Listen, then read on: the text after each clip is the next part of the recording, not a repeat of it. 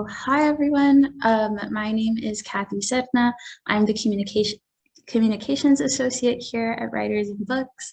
Writers in Books is a nonprofit literary arts center in Rochester, New York. We offer readings, workshops, and literary programming for people of all ages and backgrounds. You can find more information at our website, wab.org. Please say hello in the chat and let us know that you're here, and feel free to submit questions through the chat and Q&A functions throughout the seminar. Writers in Books would like to call attention to the complex and troubled history of the lands on which we live and work. We are hosting this event from the unceded ancestral homelands of the Onondaga, or the people of the Great Hill. In English, they are known as the Seneca people, or the Keeper of the Western Door. We're happy to have this collaboration with the Delta Nu Omega chapter of Alpha Kappa Alpha Sorority Incorporated, and I'd like to introduce sorority members Kimberly Harris-Papin and Tanya Davis, who will give us some background on today's program and introduce our special guests.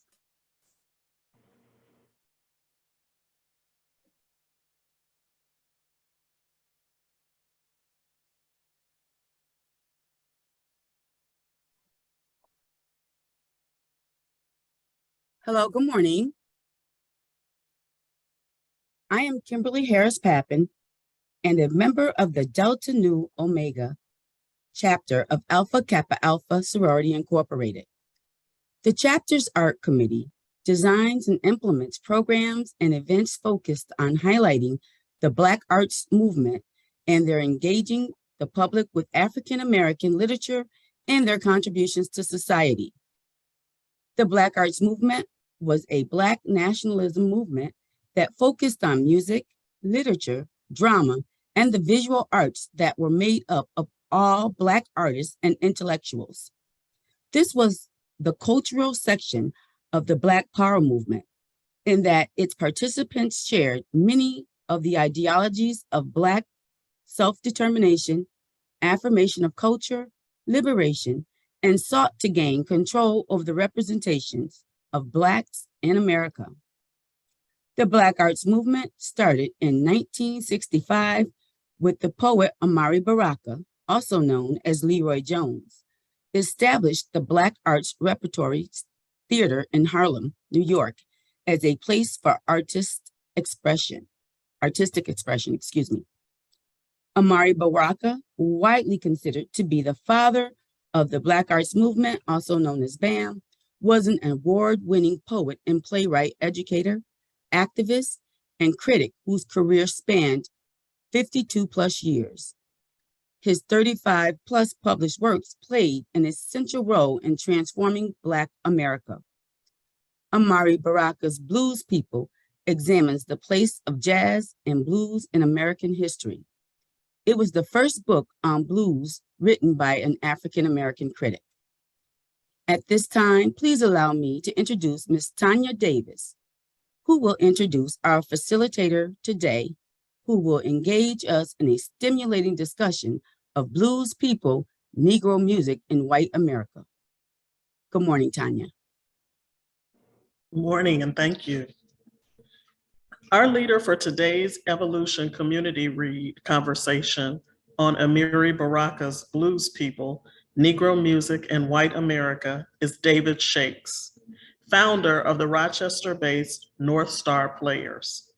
He is also a historical interpreter and oratory coach with a wide range of experience in theater, independent films, and historic reenactments. David enjoys exploring history, literature, and music, and has contributed to the theater community as an actor, director, and producer. Amiri Baraka once said, "The artist's role is to raise the consciousness of the people, to make them understand life, the world, and themselves more completely." There is no one more fitting to do that in today's setting than David Shakes.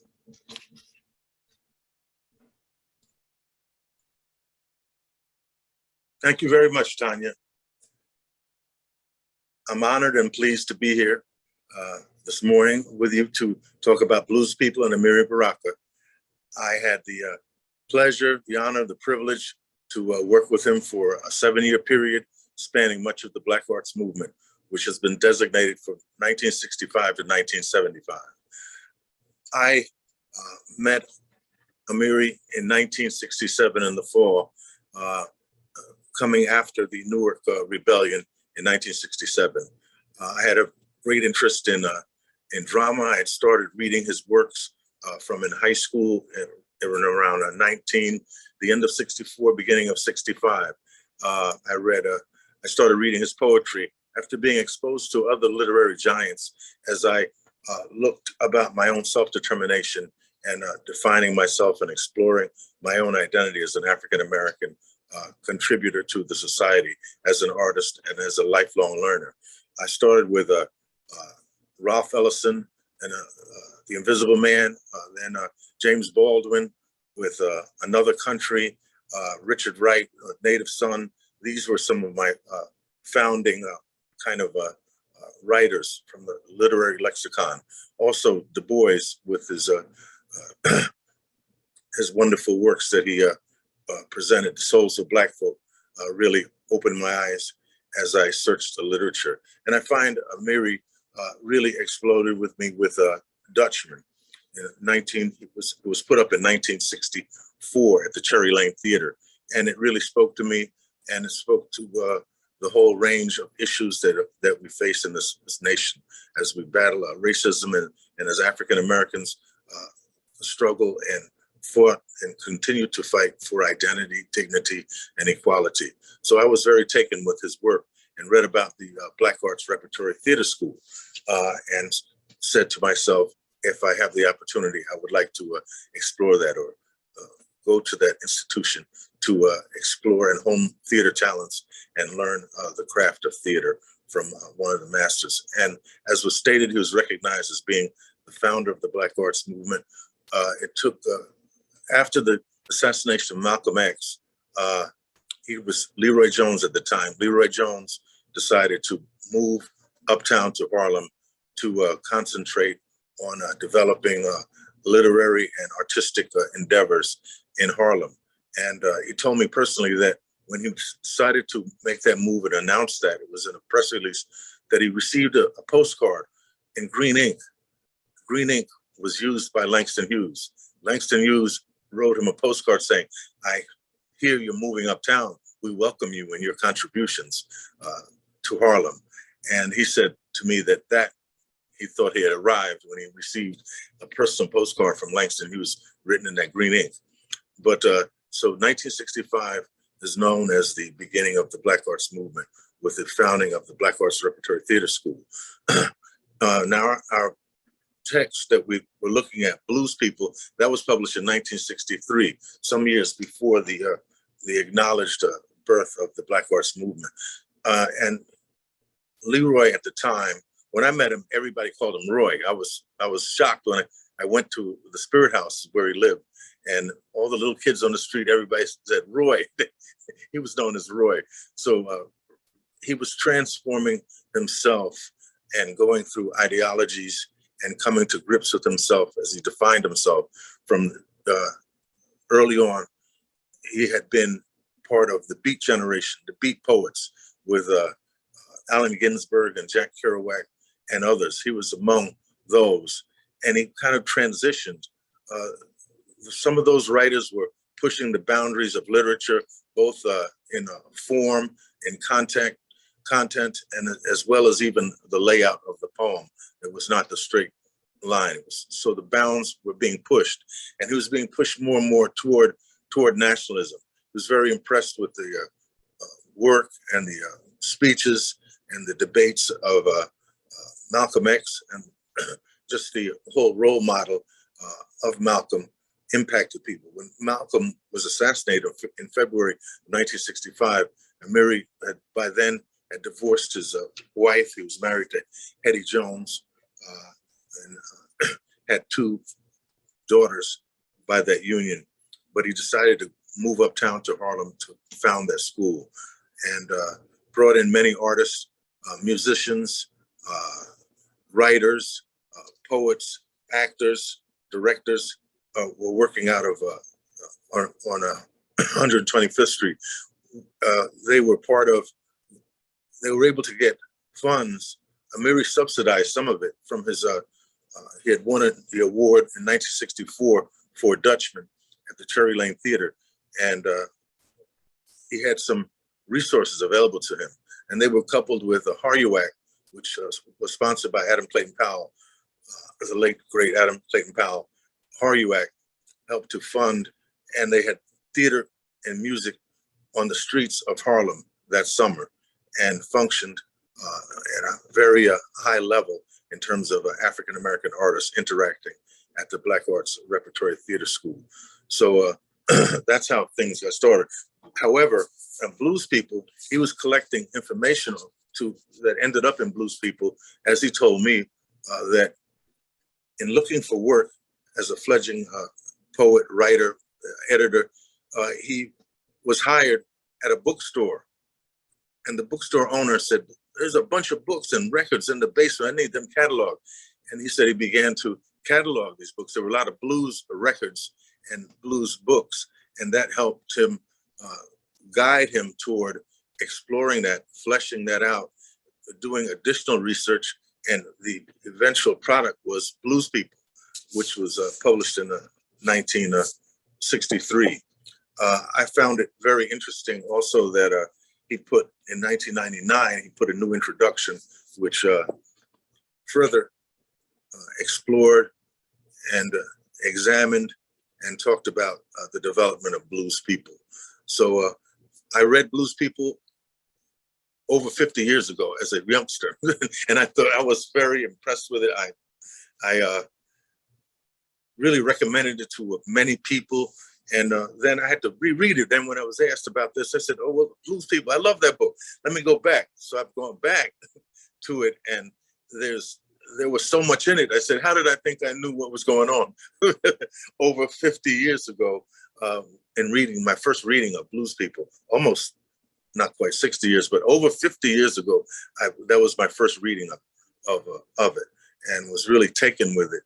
And then and recently, though, going back over it, there's so much in it that you could then read it again and then even have further discussion or sharing of ideas and concepts and perceptions with others, because it's chock full with lenses and layers of, as you all have explored the book, with history, psychology, industrial growth.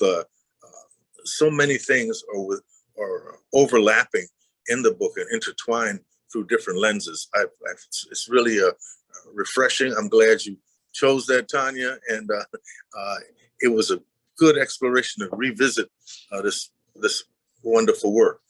But I'm a lover of his work, and I was able to meet him by having a poster. I got a smaller picture of it back here, but I had a big one back in the day as a youngster.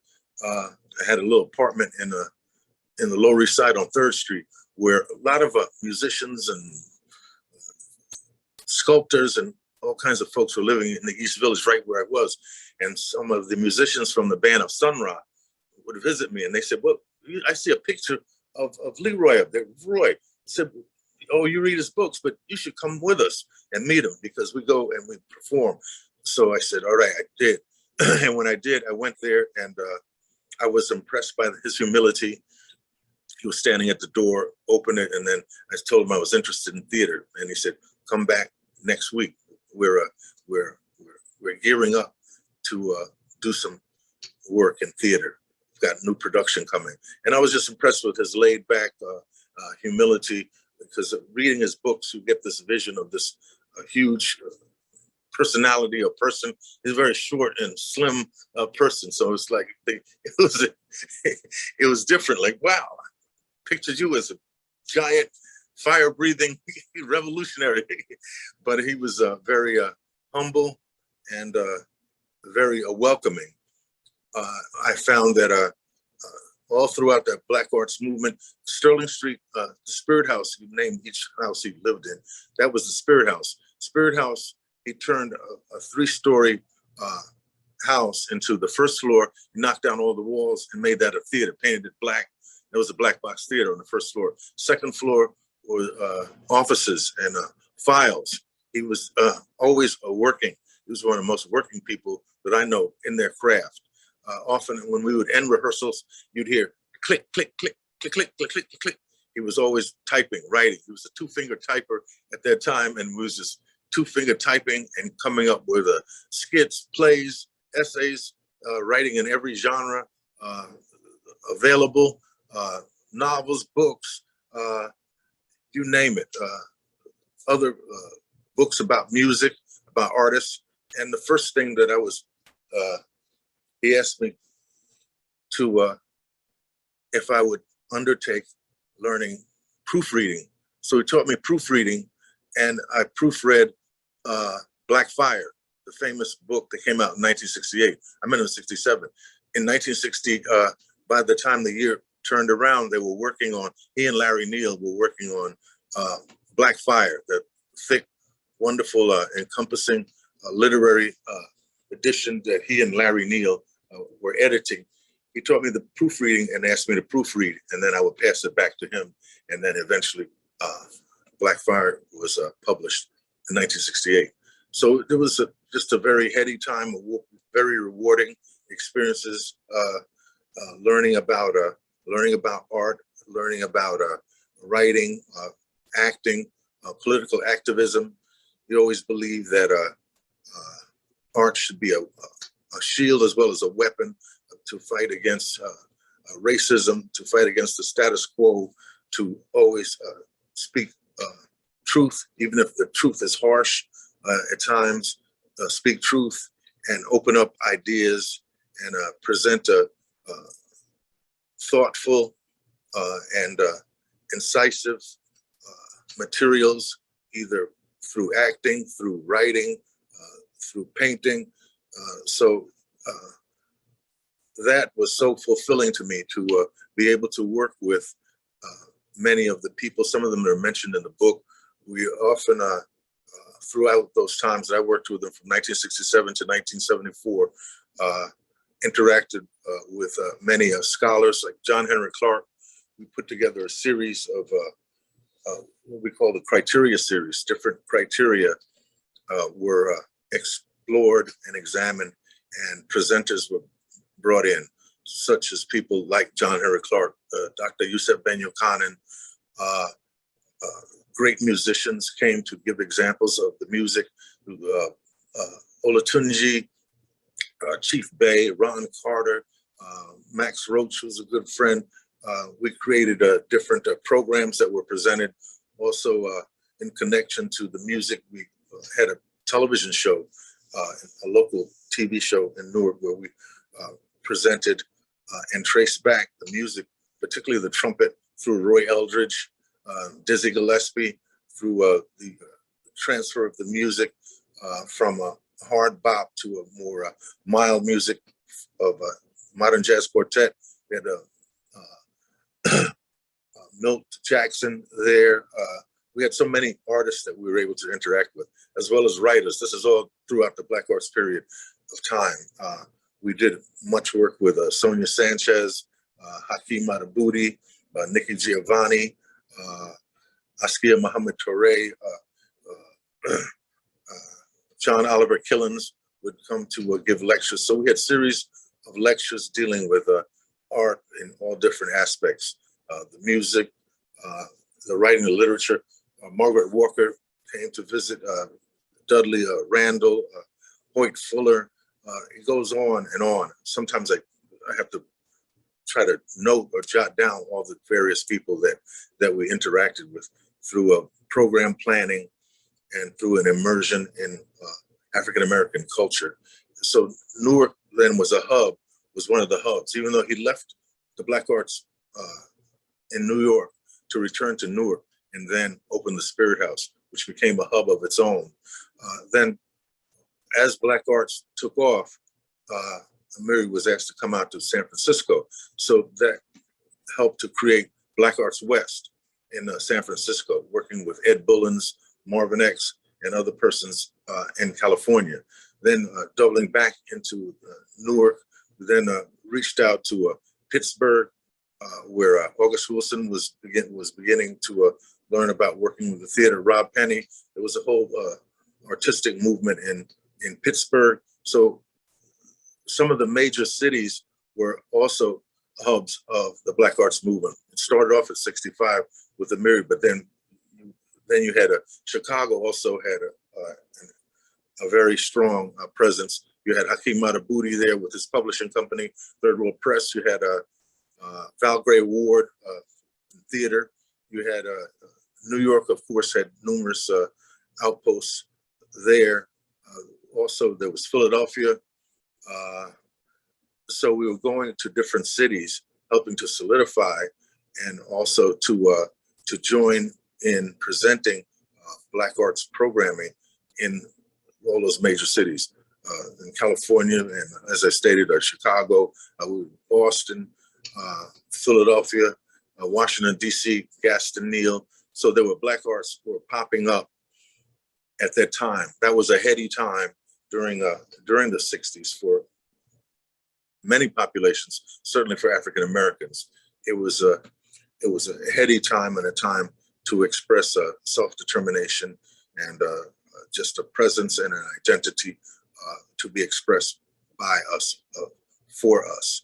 So I was very pleased to be a part of that, in that mix of activities, the intellectual growth and spiritual growth. There was also different ideologies occurred or went through. Amiri evolved through various ideologies and philosophies and religious and spiritual stances. He started in the 60s. He was a Yoruba.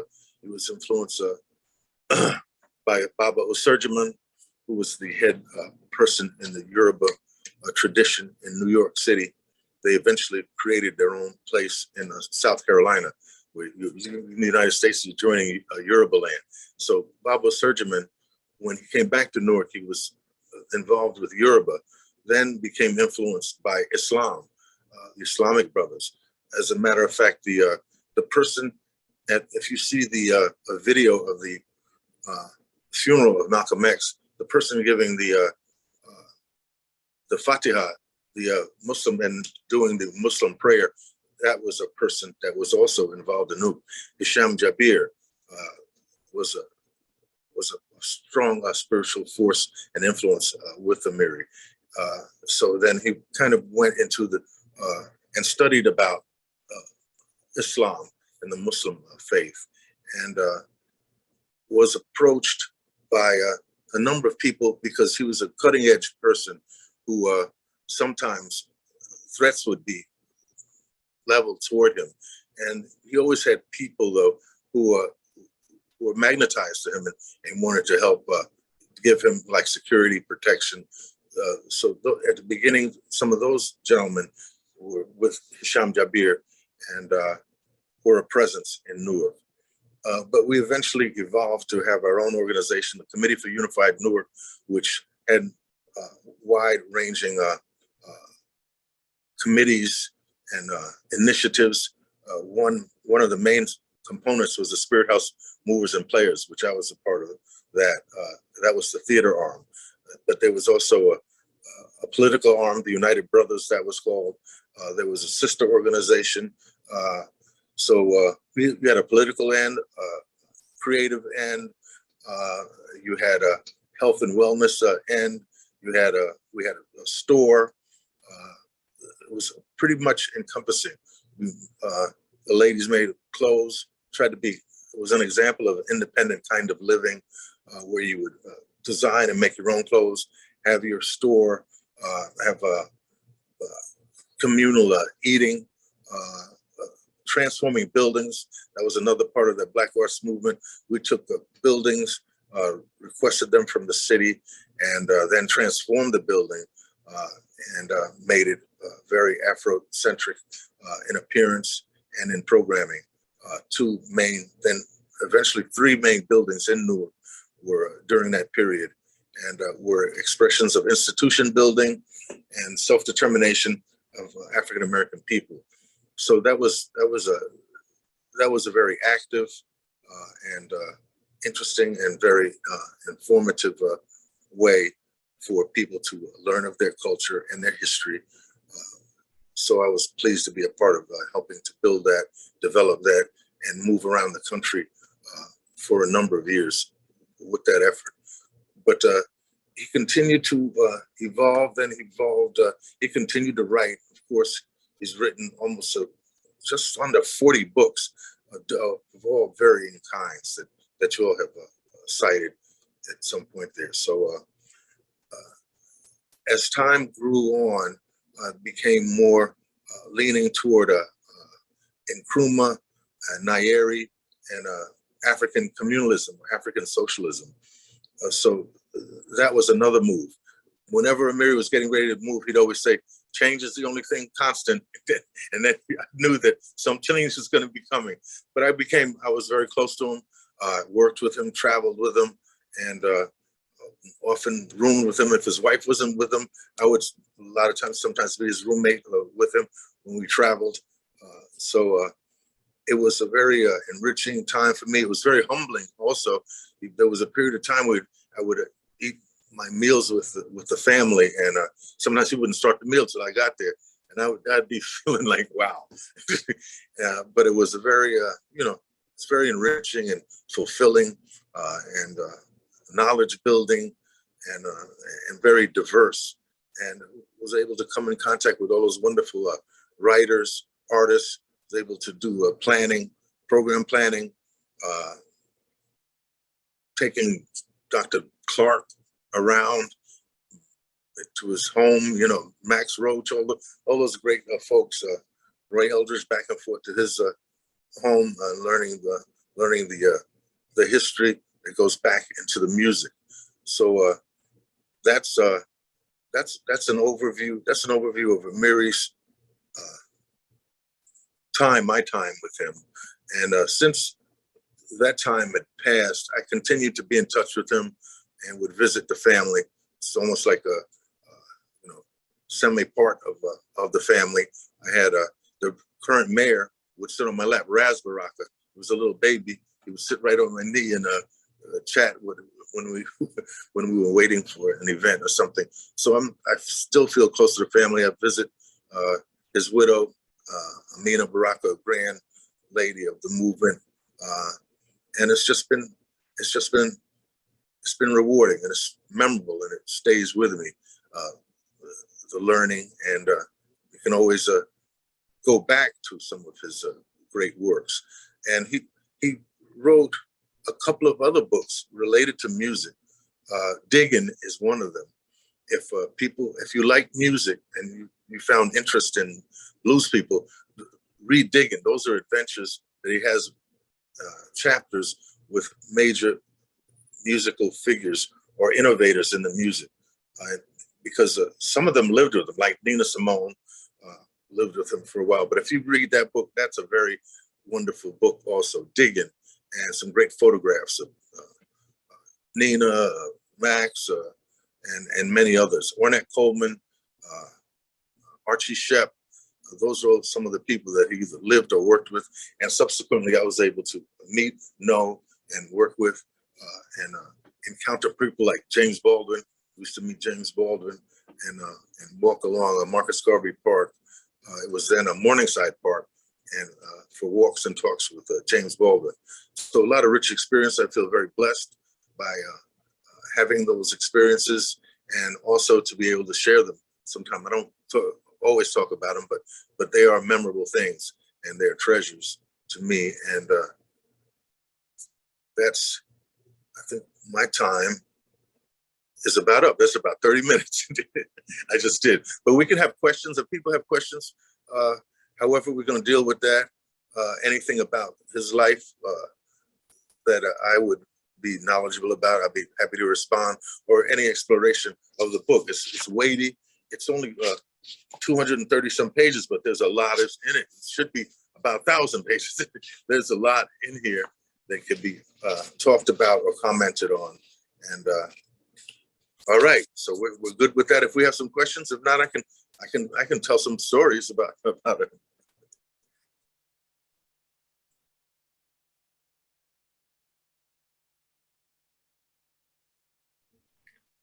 I have one question Okay. about, and it's about the book. Okay. Just based on your interaction with him and what you know about him, and I had some conversation with some other people. It was, in some instances, very painful to read about the way our music, I want to say the way our spirit was dampened, kind of like we brought a culture and then we were slowly pushed to not be in tune with that culture and musically, but yet we had certain things that we did to maintain some of the traces. And I just wonder, based on you knowing him, how do you think he was impacted by that? He was impacted, I think, deeply, and motivated him to want to address some of those issues and to bring a perspective, because we're not exposed to perspectives like his as we grow up and are educated in the educational system of this country. So I think he wanted to make sure to put a voice and bring a voice forward that really looked at it in a deeper perspective, and a perspective coming from an original source.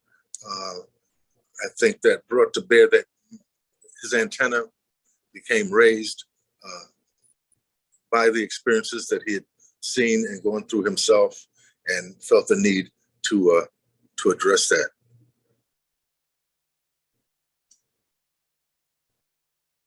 I have a comment here,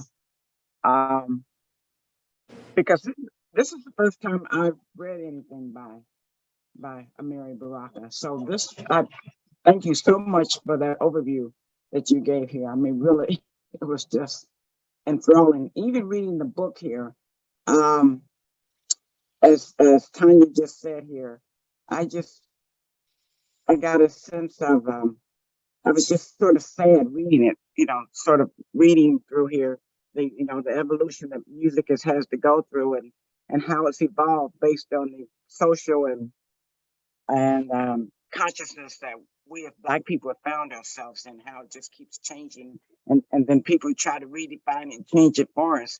But I remember one time as I was reading it, and I was doing the audio book, and I wrote down the fact that you said he wrote this in 1960, that the blues people, no, I think you said the book was written in 1963. Yes, that's when it was published. He was gathering information for the book before that, but it was actually published as stated in the book, 1960. Well, I haven't gotten to my comment was, because when I was reading it, it was almost as if he was denigrating or putting down intellectuals. When I was reading it a little bit here, because he was talking about how people, how we were first slaves, then we were freed people, and then, the people who seemed to only really be able to assimilate and get out of that and be accepted were the white middle class and intellectuals. So at one point it seemed like he was putting down, the fact that our culture was getting separated from the slaves, and then from the intellectuals and the whites, the Black middle class that could make it here. And so the timing of it was just that he was an intellectual himself here. And right. And it seemed like it maybe as he was gathering this information, when he wrote it, it's something about the conflict. It was the conflict of what he was writing versus what he was himself that sort of struck me here. That because he seemed to think, like there was at one point it was like the Renaissance. He was talking about the people in the Renaissance, that they were the ones who made it here. But then he was an intellectual himself, and he made it as well here. those are the people who had access, Mhm. Versus people who didn't have access here, and he had access. And so I just, it was just interesting here, Yes, a good writer often looks and analyzes and criticizes himself and those who are around him. I think, though, that I was looking at it in the way that he was giving credence to those who didn't have the regular type, and explaining how cultural differences, it's like Jeremiah Wright says, different, not deficient.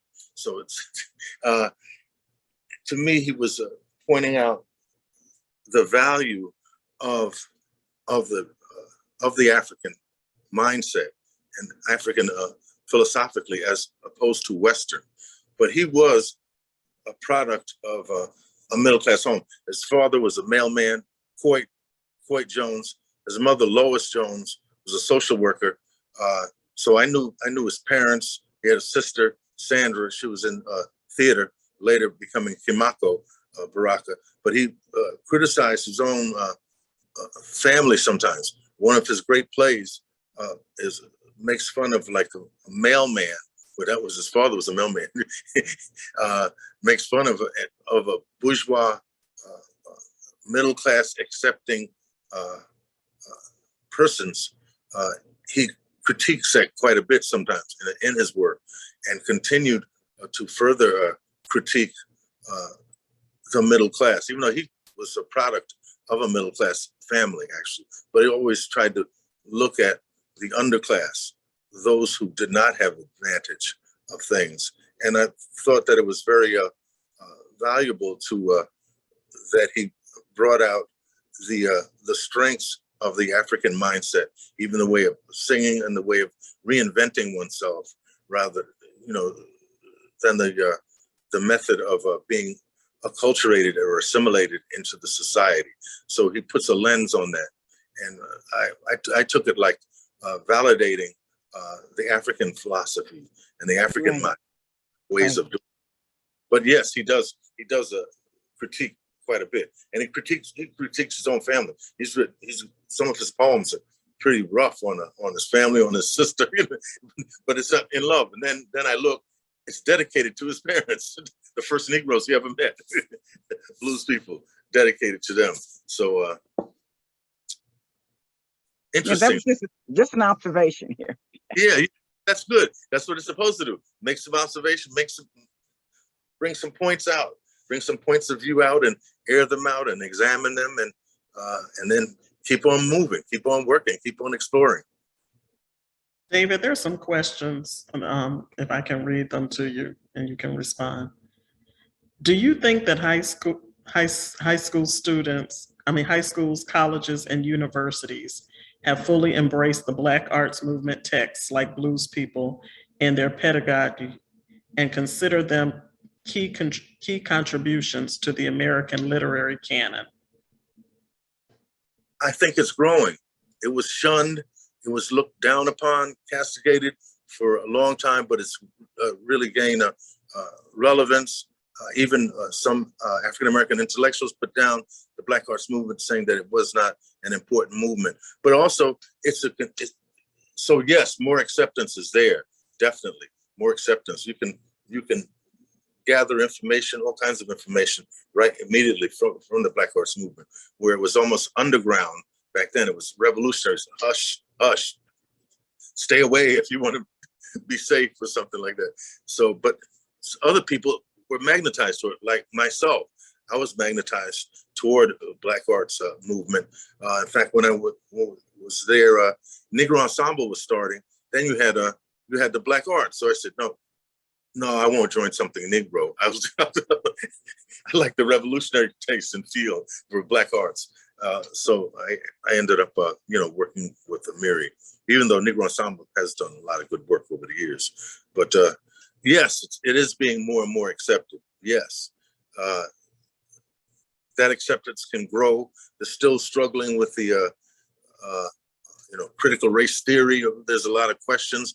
There's a whole movement on the other end to discredit, to continue to discredit that thought process and those perspectives being presented, but it's made a lot of progress toward acceptance by cultural and intellectual institutions. Okay, and there is another question. Do you believe that the Africanisms were truly lost, or were they passed down in verbal traditions and therefore hidden? Yes, they were passed down. They were passed down, even the way of language. He speaks about language in this a long time, 63. But Noma Lemoyne, she's a scholar from California, has a whole thing about the Bantu dialect, the Bantu Nigerian dialect.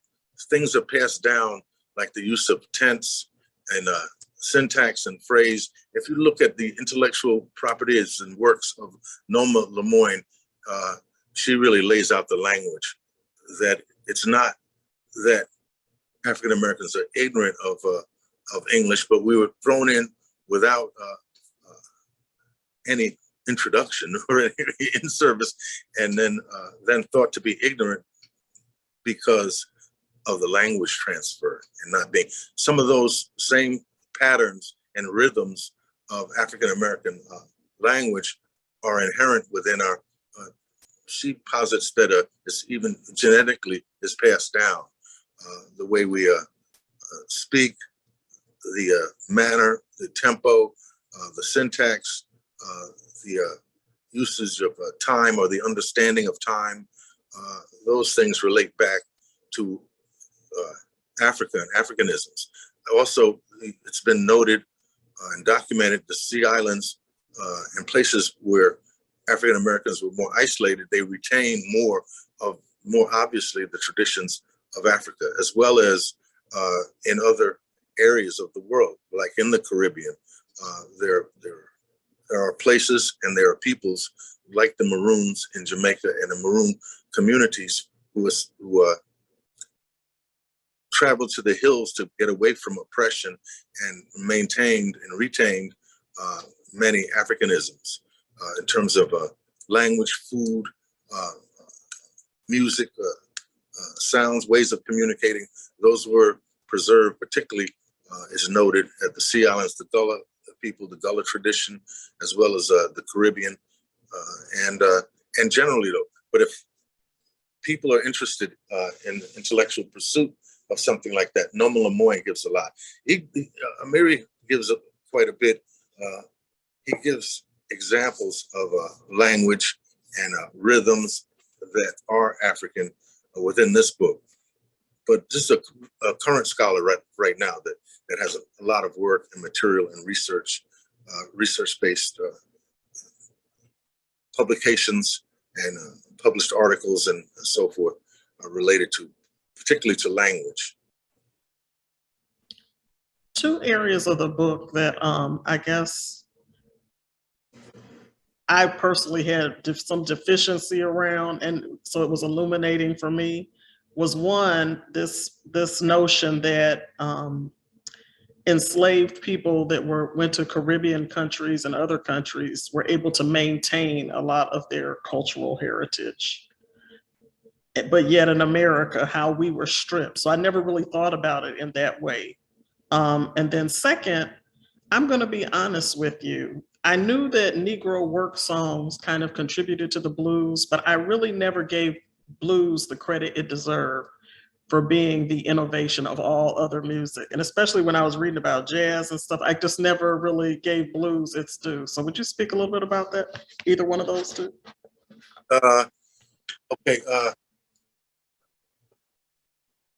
Blues, as he said, a lot of it started from the work songs, hollers, and in the work, and that rhythm that goes right in with the music. Then you say your line, then maybe a call out, so and so, calling out. So that was, he always talked about that as some of the beginnings of our music, and then through the evolution of after emancipation, then you were now free to move about. So then you take the blue, you can see he really laid out the evolution, how it happened from the work song, and very interesting. He said they were work songs in Africa, but that's different when you're working your own land and there's more joy within the work song. You're gonna make these crops. Yeah, you're gonna make these crops where you're toiling under forced labor with someone else's, but you still have to have some motivating factor. And music is or some form of music is a way to get it along. Just like everybody says, you put on a R&B when you're a little kid, your mother puts on some R&B and you're cleaning the house on Saturday. That music helps you along. So he helped give a nice, clear understanding or beginning exploration of what that is and how you move about it, as well as the move up the Mississippi from, he talked a lot about Louisiana and New Orleans in that area. And then, so I had not remembered or seemed to forget. We always see the funeral marches, but they learned the basics of that, the tuba and some of the saxophone there, and but transformed it into jazz, the beginnings of jazz, when you have the second line. So that helped me to remind me again where that came from and how the transfer of learning about that and then taking it and being able to then transform it into something that's more representative of one's own self. And then the expansion of that was also, you take it for granted almost sometimes, but he brought it to light that with freedom, you then interpreted that song in your own particular way. You weren't, you maybe were wandering or trying to find a place. So you then adapted to your the walking blues, they used to call that. Or each person has their own individual blues that you find the blues. So that's fascinating to me. And then as we think about those things, and I was just working on a play in Syracuse, Salt City Blues, which talks about the blues and where it began. That particular writer said that it began in the slave ship, moaning and being bunched up together, and then but it grew up through plantations and work gangs, and it grew up in ghettos and farms, and then it grew into, and then different areas. You got the Delta blues, you got the down home New Orleans blues, then you got up the river, there's the Memphis, the St. Louis blues, the Chicago blues. So it evolved as we traveled, and it was very adaptable.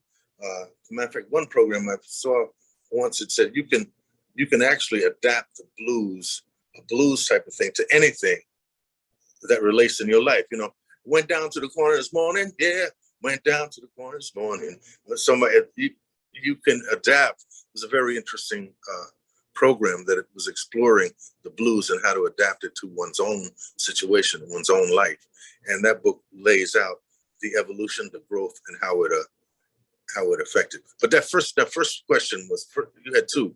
That was kind of the second one. Review for me the first one. How it talked about the enslaved people that went to like Caribbean countries, how they were able to retain a lot more of their culture as opposed to in America. Okay, another factor in America is the peculiar institution of American slavery, chattel slavery.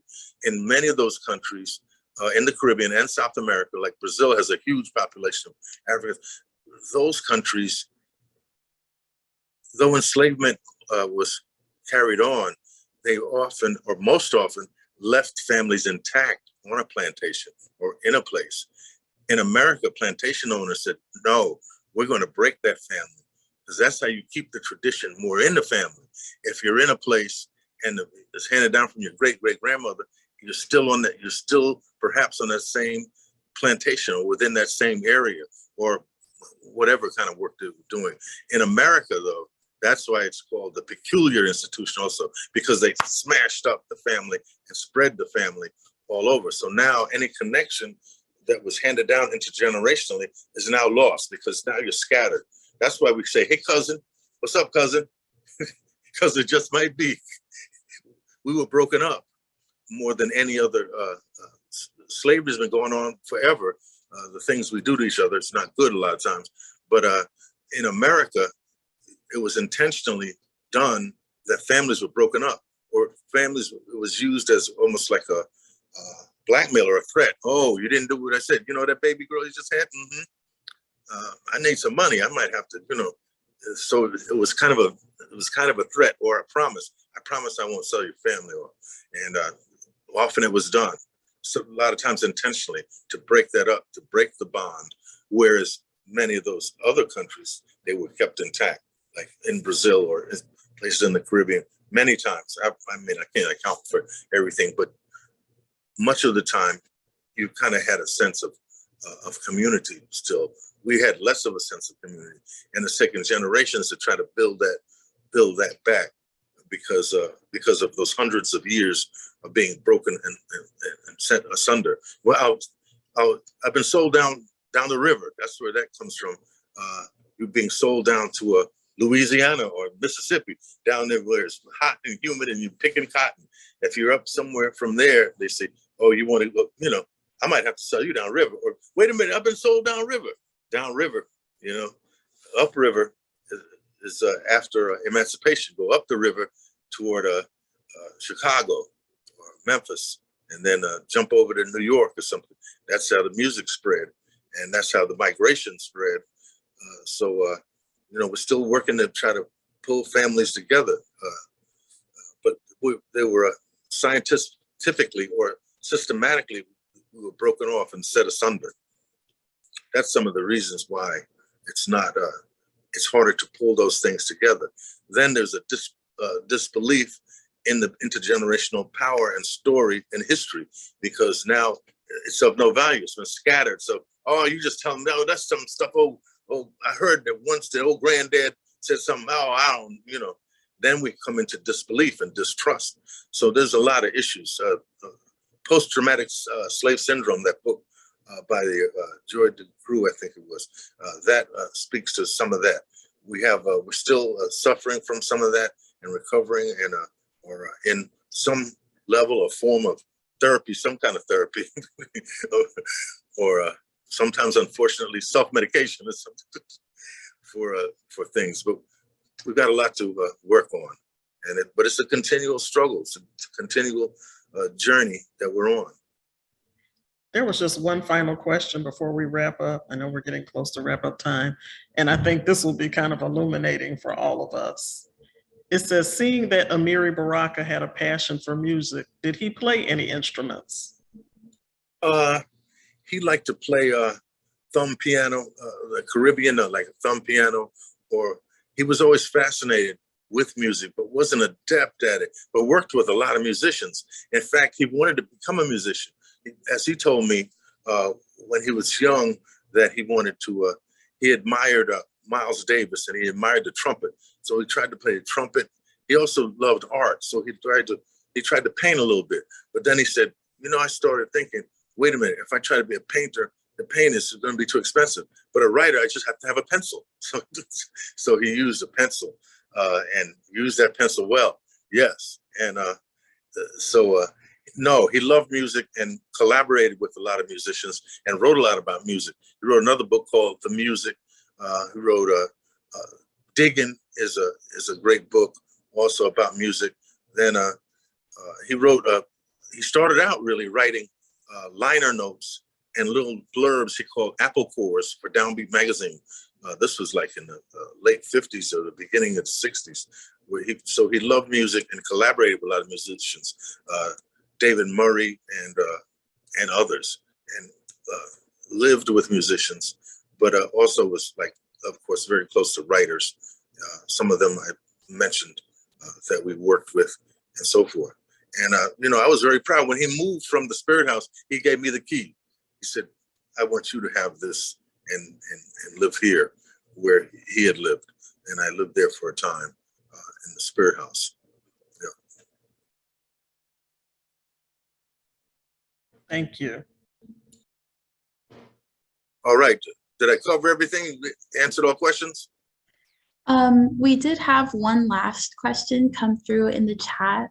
Can you speak to the controversy surrounding Amiri's New Jersey State Poet Laureateship before we close out?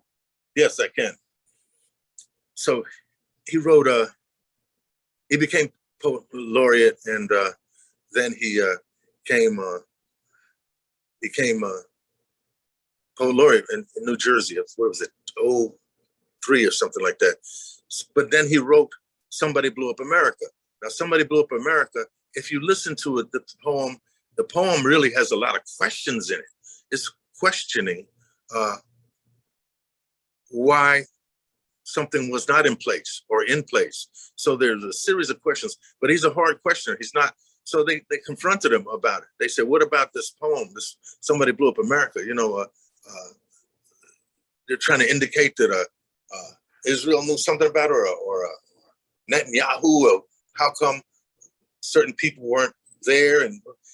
But a lot of it's really questions. So he responded by saying, you know that I'm a social critic. I question things. So I'm not going to back off of what I'm saying. I'm a poet, and I try to speak truth and bring up harsh realities. So there was then they removed him. As a matter of fact, they banished. He refused to resign. They said, resign. They said, no, I will not. I'm a poet. I'm a speaker of I bring forth controversy sometimes, and I'm not going to back off of that. So then they banished the whole poet laureate supposedly from New Jersey for a time. I don't know if they reinstated it, but then the governor who did that, he got kicked out. He got voted down because he had some nefarious, somebody having an affair with somebody and gave the person a job of Homeland Security. He ended up getting kicked out. But Amiri wrote that poem, and if you read that poem, you'll see it's rough, but it's asked a lot of rough questions. A lot of it is really questions. Why are we doing this, America? What are we, why weren't things in place to help safeguard things? Well, he says it's a long poem. It's like a little book. He published it as a small book. In fact, one of his efforts, while I was with him, we did a lot of small book publishing. He always believed in books and was one of the few African Americans to be published back there. It was like James Baldwin, Leroy Jones, and that was almost it. Before that, it was like Richard Wright and James Baldwin, who sometimes he would criticize persons like a Baldwin, but they were very good friends. They admired each other, but he also will put up a harsh criticism, put up a hard lens in looking at and examining something. So, yeah. All right. I think I covered it, right? Yeah, thank you so much to our panelists and our special guests. David Shakes, I just want to make sure, are there any closing remarks from our panelists before I close this out?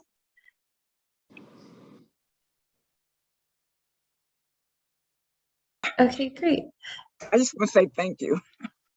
You're gonna make me read more. Yeah. Please do. I just want to say thank you too. And I saw somewhere online, and I don't know if it was a result of the pandemic, but there's a group of people that were doing each month, or maybe each quarter, they were doing a different book, Octavia Butler book, and they would come together for discussion. And I would just suggest maybe you should do that with some of the works you've mentioned today.